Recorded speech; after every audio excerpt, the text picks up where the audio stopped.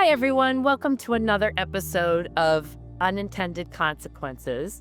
I am one of your co-hosts, Arden O'Connor, and joined by my co-host, Diana. Welcome, Diana and Emma. We are so excited to have you today. I'm really excited to be here. I also have to tell you guys, today is my birthday. Happy birthday! What a way to celebrate. I know. Right? I know. I couldn't think Well, of a better way. Len, let's try and have some fun in this conversation because you shouldn't have to do anything that isn't fun today. All That's right. That's right. Well, for our listeners and our viewers today, I am really honored to be introducing you, Emma. I have shared a little bit publicly on a different podcast called Storked about my own fertility journey that started with me having cancer and ended with me having two healthy baby girls via surrogate, egg donor, sperm donor. And we are proud parents, my fiance and I, and excited about the future for our girls. But I want to talk to you today, Emma, about your own journey, because as we know, this is something that's not covered enough.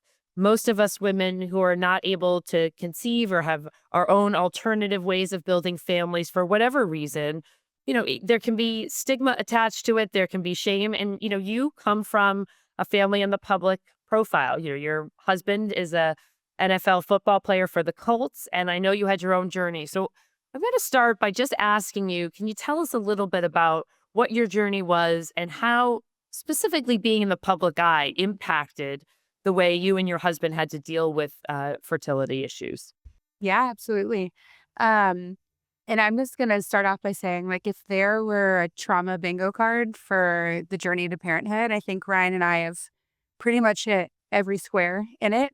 I make, kind of light of it, but it's been a very, very tough journey for us. And so my husband and I met in 2021, we got married in 2021, had this big magical wedding. We somehow escaped the woes of COVID. We kind of skated by the skin of our teeth, got, our beautiful dream wedding. And then, I'm about to say this, I used to joke, he sneezed on me and we got pregnant with our first just months after getting married. We thought, we were so naive. We thought we could control the whole situation. We were like, we're going to take this year to travel and soak in marriage.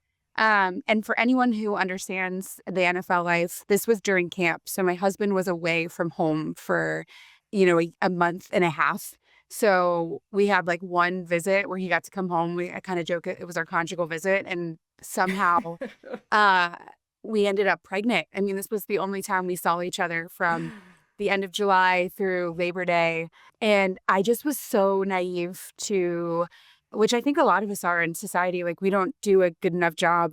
Everyone just thinks when you're ready, you just try and it happens. And so I didn't understand ovulation. I wasn't tracking anything. We just weren't trying. And so, it was quite a shock to learn that we were pregnant. And it was a beautiful shock. My husband and I always talked about wanting a family. It was something that's always been a deep desire of mine and his. And so you're riding this high of your wedding, and then 3 months later, you find out you're pregnant.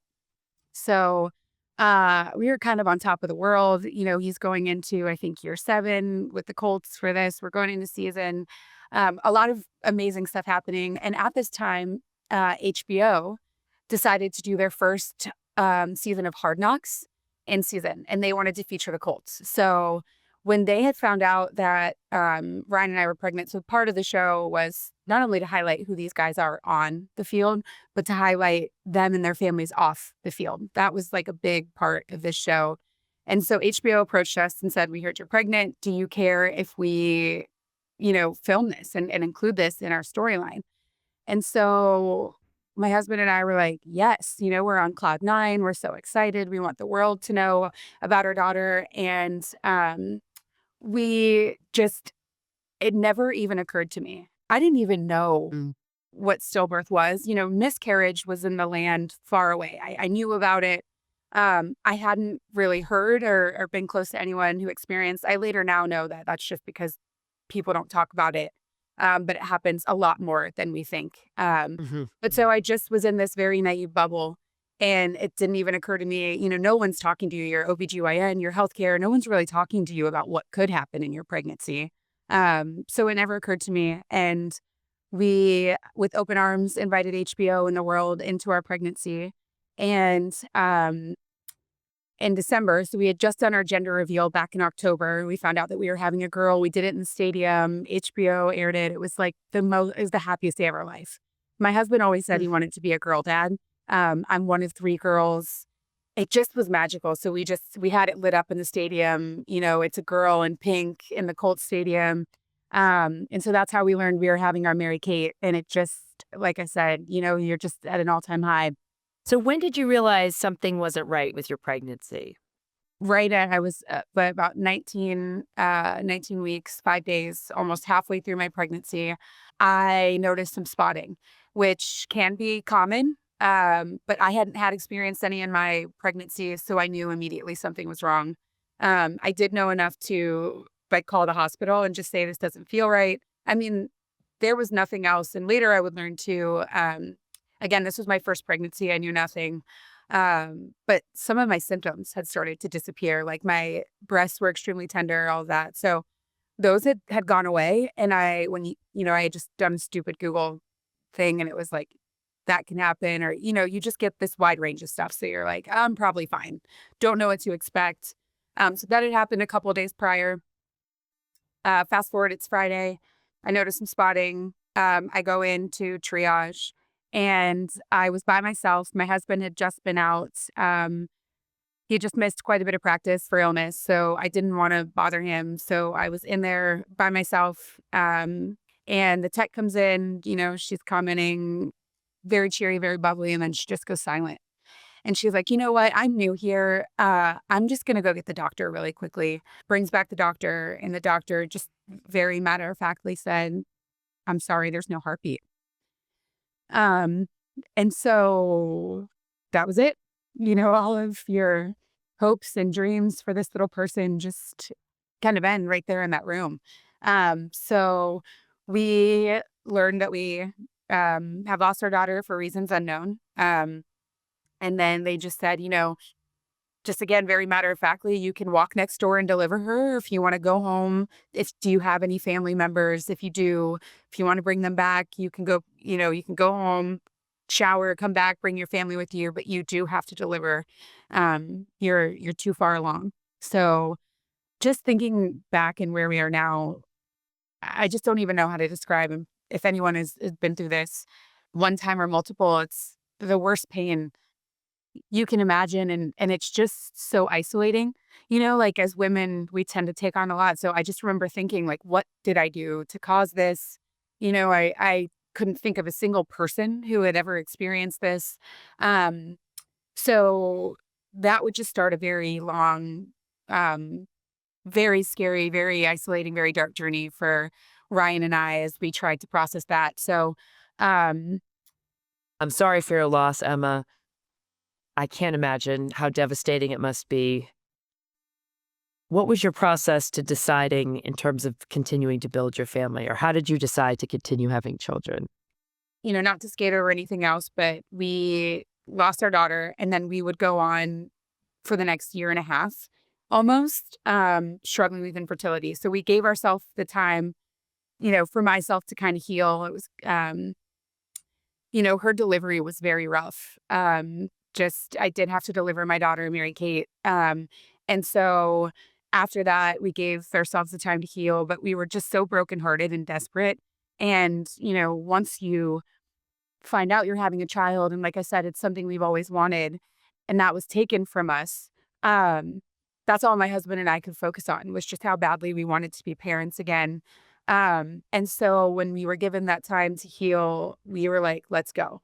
So it was probably, just over a year after I had healed and kind of given ourselves some time to process our loss that we started trying again.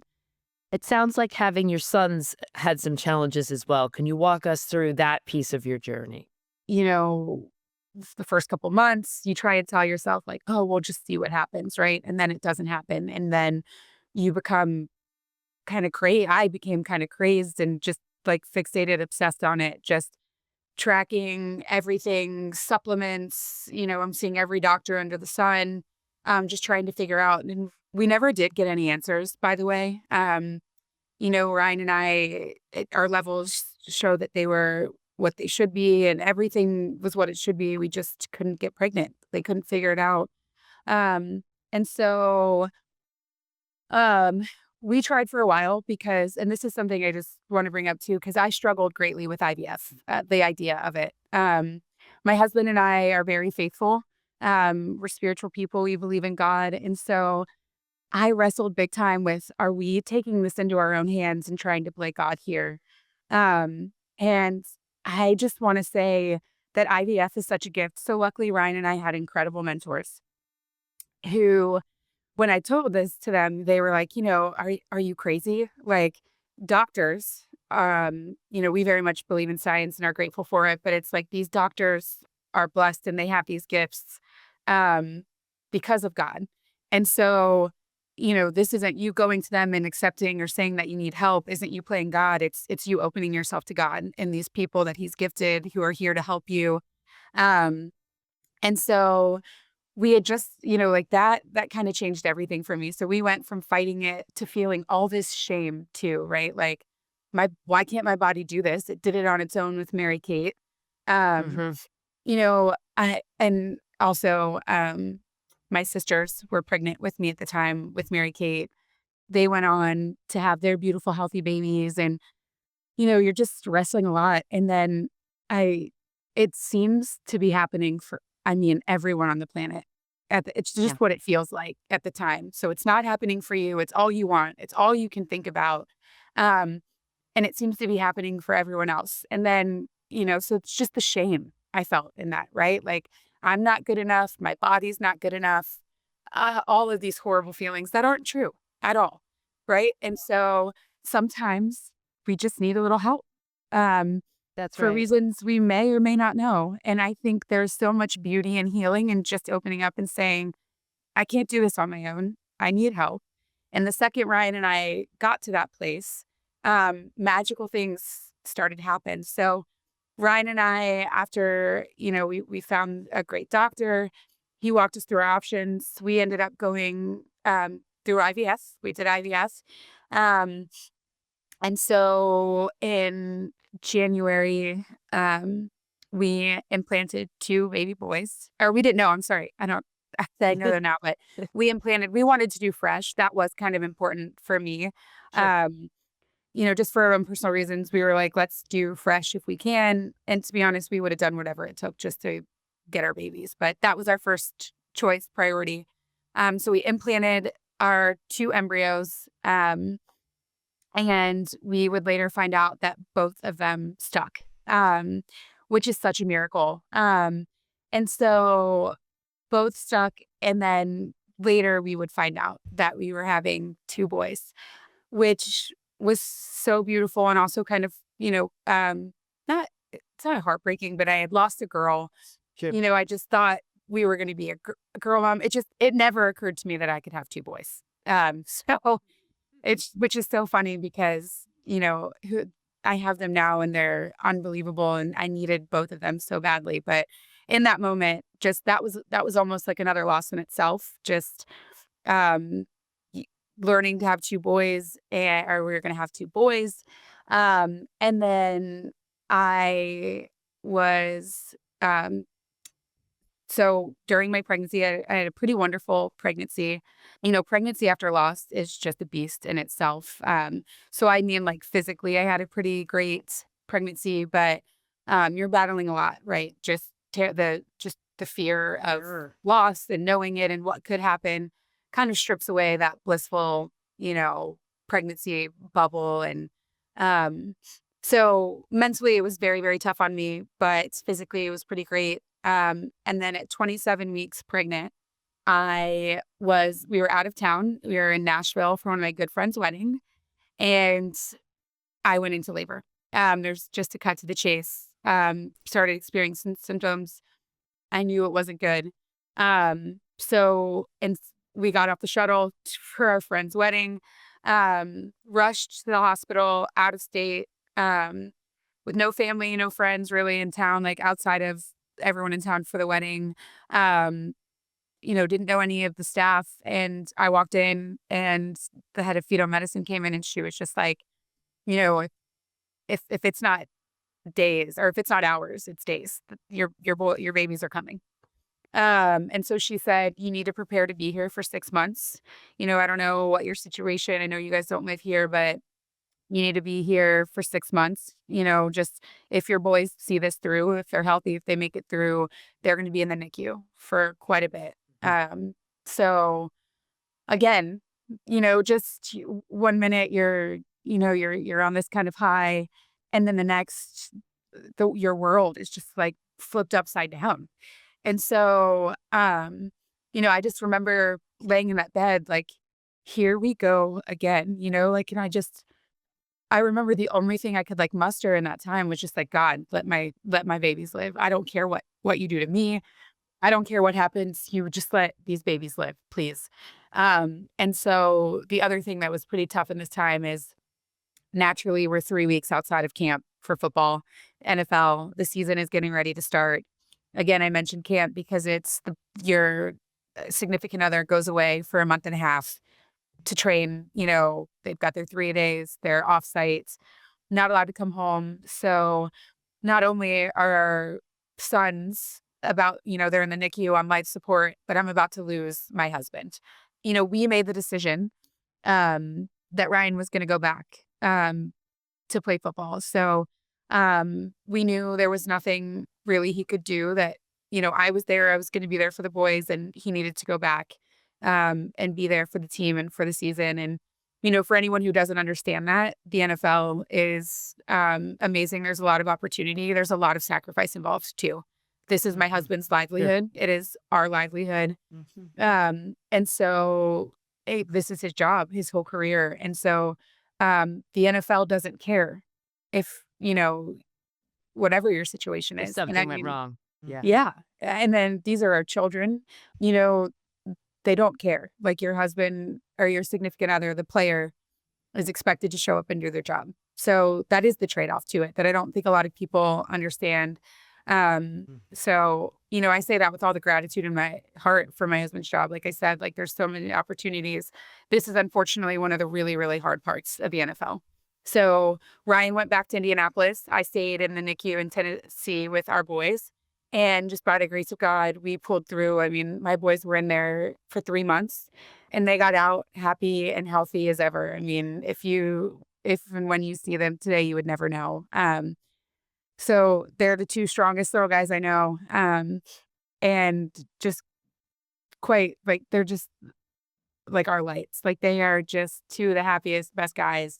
And so we got through that. And then, we got home. I probably got home in October. And then 2 months later, we were getting ready for my husband to go to the Pro Bowl.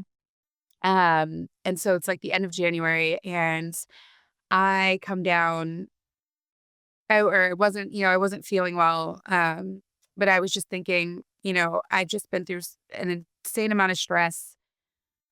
We just got home from with our boys in the NICU. Like there's so much going on. But I remember we were bathing our boys one night before, our big trip and I almost got sick all over my son's head. And so I'm just like, wait a second. And so I run into the bathroom. I'm like, there's no way. I mean, I truly meant there was no way. The last thing on earth I thought I was pregnant. But I was like, let's just, you know what I mean? Like, let's just see. So because just, truthfully, after everything that we had been through, we had just gone through IVF. We had just tried with all of our might to get pregnant on our own, unsuccessfully, just went through IVF, just went, through the NICU. My cortisol levels were probably like off the charts. And so, I'm like, there's just no way. And so I go to the bathroom, I dust off a pregnancy test that was probably 2 years old, and sure enough, it turned positive in seconds. And that's when we learned that we had conceived our now baby girl, our newborn baby girl, Stella, naturally. Um, and so just the whirlwind of highs and lows through our journey through parenthood. And then I'm sitting here telling you, I just gave birth to my daughter 2 weeks ago. She's here, she's healthy, full term. It was the most beautiful pregnancy. I finally got to have a redemptive birth, got to do it my way. Um, and I don't want to fixate on that, right? Because after everything we've been through, just bringing your child into the world is wonderful and enough. And however we bring our child into the world is beautiful and amazing. So I just say, though, that, just it was a trauma-free birth. And I can't believe it. So that is our very long-winded history of our journey to parenthood. I sit here now, after losing our first stillbirth, going through IVF, having our beautiful baby twin boys very scarily, very early, with quite a bit of NICU time, and then just conceiving our daughter at the most unimaginable time. I mean, my boys were 4 or 5 months old and technically, adjusted because they were born so early. You've got that. They were like 1 month adjusted. And now we have our beautiful baby girl, Stella. And so it's just very full circle. And I'm so grateful to sit here and tell you that because, we sat through 2 or 3 years of just hard no's or just unanswered prayers and Mm-hmm. really, really hard feelings and Yeah. circumstances. Well, there's so much there. And first of all, I'm so sorry for your loss. I know in our discussions before we launched the podcast, I shared that I went through a stillbirth with a surrogate who was pregnant and lost the baby at 36 weeks. And then one of the things that shocked me is when you're talking, when I associate stillbirths or when I associate a pregnancy gone awry, which is how I simply put it in my mind, I think about that happening at 6 weeks, which is why you don't say anything until 12 weeks. And so, in my mind, once you get past that 12-week mark, living in a developed country like the US with allegedly a great healthcare system, you don't assume anything's going to be wrong. And similar to you, when we did 2 consults with maternal fetal medicine specialists, and neither could point to a cause for why the stillbirth happened. And so, it's interesting to hear some of the parallels. It's also so important, I think, to voice these things because what most people want to talk about are the joys of being pregnant, the joys of having a child. And while I didn't carry the child, which to me is unimaginable loss to actually have to physically give birth, our surrogate had to do that. And I remember trying to support her through the process. It was not easy for her. But you really mourn the loss of being a parent. I mean, I remember vividly crying the next day hysterically. And I was on the phone with surrogacy agencies within 24 hours saying, I want to get back. I know this is going to take a while. I want to start this again. Because not only was I losing a daughter that I envisioned, but I was losing the idea of becoming a mom, which similar to you, I became a mom later in life. I'm in my later 40s, although I'm very reluctant to admit it. And, at that time, you really, yeah, you think it was going to happen. Um, I think, one of the questions I have is as you think back in terms of, the coverage and you and Ryan, what were the things that how did you deal with it on sort of at the marriage level? Because I think we spend so much time thinking about the trauma that it impacts, and it's certainly true. But even with the best bonds, I've got to imagine it's got to be very difficult. I'm so glad you brought that up because that's another thing that no one talks about is the toll that it takes on your marriage. And, you know, again, just all of the emotions and feelings that you have to work through. But to keep it light, the best advice Ryan and I ever got was so Ryan and I, after we lost her, about a month in, we just realized like this wasn't working. I just remember like I'm a very outward expressive person. I was crying, I was screaming, I'm angry. And I'm, very expressive and he wasn't. And so I remember screaming at him, like, you don't care as much as I do. Like, why aren't you crying? Why aren't you screaming? Why aren't you mad? Like, you don't love her as much as I do, which I really didn't feel that way, truthfully, but I just couldn't understand why he wasn't reacting the way that I did. And so, and I was taking that out on him and I was holding that against him. And so Ryan and I ended up going to a healing center that had a grief and loss program because we just flat out Mhm. realized we couldn't do this ourselves. Like we couldn't handle this loss um, by ourselves, and that we really needed some help and someone else to kind of offload this to. And so we saw this counselor, and she said to us that, spouses, significant others, partners get in the way of each other's grief, that everyone grieves differently and that you have to respect that, however it is. And that grief also isn't like it's not linear, and it's not like you're going to hit this at this point, you're going to hit this at this point. I'm hitting the hard feels early on here. My husband would hit them later on. It would affect him differently because I would later learn that my husband takes his protector role very seriously, and he was so worried about me. He felt that he had to suppress his feelings Sure. and emotions to take care of me and keep me afloat.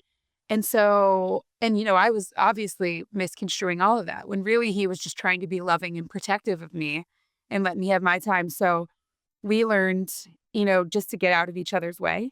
And then the other great thing that she said to us was you need 3 people. And one of them can be a pet, but 3 people other than your spouse to share this with. So for me, it was, and it can't be just like your best friend. And this is going to upset other people too, but it shouldn't be family members, because family members love us so much, or almost too much, that they can't stand to see us in pain and they want to take our pain away. And so that's why you just need like 3 people outside your immediate family, because they're also going through it too, right? But just to kind of offload this too and understand that everyone handles it differently, especially your significant other, and that you need to respect that and let each other grieve the way that they know and feel best. It's for them. So as soon as we had learned that and kind of adapted it, it changed everything, and it made the situation in our marriage so much lighter. It made it survivable. And it's not to say don't share with your partner. Your partner's your 4th person. You absolutely share it. It's just your partner can't take on all of your grief because they're handling their own. And so that's why you got to have a buddy system, because the other biggest point is none of us can do this alone. We are not meant to. We are not meant to carry loss all on our own. We're not meant to suppress our loss. And I say that with all the love and respect, like how you grieve is your choice, but know that you don't have to do this alone, and you shouldn't, and that there is a lot of healing in sharing whenever you are ready. So having your buddy system and respecting your partner's grief is the key to kind of surviving this together. So that is such profound advice. It sounds fairly simple, have your buddy, but it also addresses the very isolation that kind of shame and stigma and all of that comes about with the fertility issue. So it tackles not just the idea that you can offload grief, but also that you can connect in really real ways about subjects that people don't connect about. Thank you for that. When you think about women who have gone through an experience like this, and you think about their family and friends group, and I understand completely what you're saying, that you can't get people who are overly invested.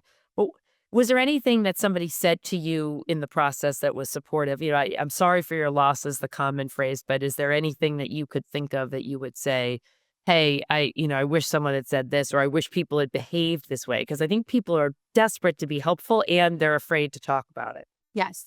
So great question. I would say my biggest thing is that, and it goes back to what we said, people trying to take your pain away.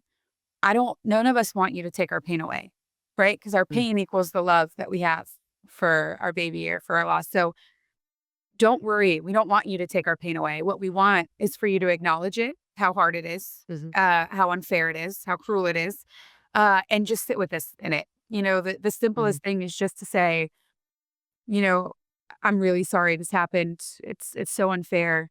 And then to just say something, all we all want to know is that our child is not forgotten, or that they count. And that's ultimately, when you lose them, you're worried that people won't count them, or, people will forget about them. And so it's it's so as simple as just saying like, I miss them too. I miss your baby. I wish that they were here too, or I wish they could have lived, or, just something nice. Like I really loved her name. Um, something just to acknowledge your baby, their existence. And, um, I just think, the other thing, like, I know people mean well, but they're in a better place. This happened Mm, for a reason.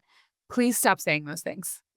totally agree. ASAP, because um, there is no reason or better place that, a child should be with their parent. We very much believe in heaven, but babies shouldn't die. And things don't happen for a reason. And like I said, I know that that comes from a good place and people are trying to be helpful or loving, but it isn't very helpful. It's very hurtful. And so avoiding those phrases and honestly, just, acknowledging, like I said, sitting with the person. And my favorite thing was just, you know, people sending messages and you don't have to respond, but I'm here when you need me. I'm here to sit with you and cry with Yeah, you. agreed. Um, or I'm just here to do whatever it is that you want, kind of let them. And so I think those are very powerful statements and they're very easy and often overlooked, but don't ignore the situation or the loss. Don't try to avoid it. Um, and, just acknowledging that it's hard and unfair goes a lot better than they're in a better place. Of course. That makes total sense. Yeah. The one hard thing that I just want to say too, though, like to reverse this situation is, um, when I went through this, I, I went through all the emotions, but it never occurred to me. So it wasn't until my sisters sat me down and, I was very bitter that they were going on and having continuing their pregnancies. But one of the things that my sister said to me that literally never occurred to me was, we lost someone too. And my sister was just like, Mary Kate was going to make me an aunt. And so I forgot about everyone else's feelings in this and my family's. I was so focused on my own that I think I was hurtful. And I wasn't aware that everyone else had also lost someone. My mom lost her grandbaby. My sister lost her niece. It wasn't just me and my husband who lost our person. It was everyone in our family. And so that was something that was very eye-opening to me, was that it wasn't just about us and everyone else is hurting as well. I think it's a great point, and I think when people see someone they love that much going through it too, I know for me, I don't like to cry in front of people, and so I tend to push people away in those moments when I'm like really, and that's how I was when I found out the baby was gone. But I remember my mom almost being hurt that when she tried to like sit down and talk with me about it, at least for the first day or two, I was like, I can't. The only people, it wasn't even people, the only beings I could be around were my animals, like my three dogs. Because I just couldn't even talk about it. And I didn't have the energy to console somebody else. But to your point about being hurtful, I didn't mean to be, but I think it almost was more scary that that's the state I was in. And then, then people feel even more helpless because they can't even console you. I think, one of my questions is as you kind of go through this next journey with this beautiful family you have, how do you, con- do you- how do you continue to honor the memory of your daughter? And how do you think about other parents going through this same thing? What are the things that in the moment are going to be, if they're in the journey on themselves, like right now, if they're in a position similar to you or somewhat different, but has some similar themes, what would you say to them? So this is such a great question. I first just want to say that I gave myself like panic attacks in the first couple weeks of her life, feeling like I had to do something or create something or Hmm. start something in her name or her life wouldn't Hmm. matter. And I just remember like we have to start a foundation, just running myself ragged, Hmm. trying to create and you don't have to do anything. Just literally existing and living is carrying on your child with you and carrying that with you. So I just want to start off saying that, if you want to do something, it'll come to you when the time is right. And Yeah.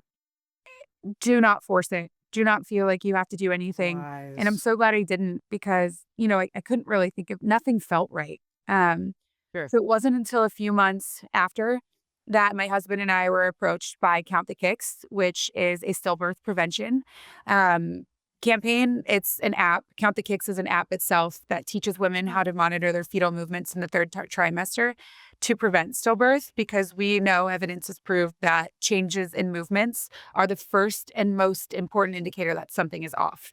And so we also know that 1 in 4 stillbirths are preventable. And so this is a company that approached us, and their parent company is Healthy Birth Date. And so Ryan and I at first kind of teamed up with them because we were like, what a beautiful way to honor our daughter, um, and to keep her name, and spirit alive, and to reach other families and help them, prevent them from ending up like Ryan and I and ending up going home with empty arms. And so um, this company is just doing incredible work, and saving so many lives across the world. Not even, they're available in 16 languages. The app is across the country. Um, Sorry, it's available across the world. But so that I just remember praying to God, just like to send me something, and this was it. So Ryan and I have made it our mission now to educate and help research ways to prevent this from happening to others. So that was our personal goal and or our personal way. And so we do a ton of work through them. Most recently, too, we were just in Washington, D.C., meeting with um, Kamala Harris's staff. We were just able to get legislation passed on stillbirth prevention. And my daughter's name is now in the vice president's office. Like, we got to sign a sheet. So very magical, along with a ton of other babies who are gone too soon. But, so this is just something that has snowballed since and kind of came to us. But we're always looking for more people and ways to get involved, or people to get involved. But so that was our personal way of doing that. So we now partner with them. I'm on the board of directors for Healthy Birth Day. But I also just feel like that we have to keep the conversation going. And I say this very delicately. But what I learned immediately when I lost my daughter is how alone and shameful I felt. And no one should sit in that, or no one should feel that way. And so, I was, at first, I didn't want to tell a soul that we had lost our daughter. I wish there was a way, but because it was so public and our pregnancy was so public, our loss, therefore, was very public. And so that I would later learn was such a gift. I thought it was very cruel at first that I had to open it up, but the community that it opened it up to, and the hundreds to now thousands of people who reach out and share their story with us. One, we get to know about all these beautiful babies who should be here, but learn their names, learn their stories, learn who their amazing parents are. But it shows just how much this is happening, and how much we need support. And we need this conversation to be had. And we need for people to realize that this is happening way more than it should be. And there shouldn't be a stigma on talking about it. And we need resources. We need help. And so that's what we're pushing, is to blow the door off it, to have these conversations. There should be no fear. There should be no shame. We need each other. We need each other. And so that is one of those things. It's just, I love the metaphor too. Yeah, yeah, blow the door open. That means let the light in. It really does. It yeah, means let the light in, I right? do love that. Yes. So we have to close up in about 1 minute, and I want to ask you one of those ridiculous questions. Yes. If you were going to have a credo or something laminated on a card that you carried around with you, what would that sentence be? Leave others better than when you found them. Emma, I can't thank you enough for coming on today and being as vulnerable as you have been. This is such an important topic. And, our small podcast isn't going to blow the doors open, hopefully one day. But we hopefully will send a little crack with our viewership. At least we know moms watching. Hello. But no, seriously, I think it's I think stories like yours, especially for folks in the public eye, it makes such a difference from people to hear. And I'm just so happy to hear you have such a beautiful family. We want to thank our viewers for tuning in for another episode, and we look forward to please, if you like the episode, give us a positive review or like us on your podcast platform of choice. Thank you again, Emma, and thank you for tuning in.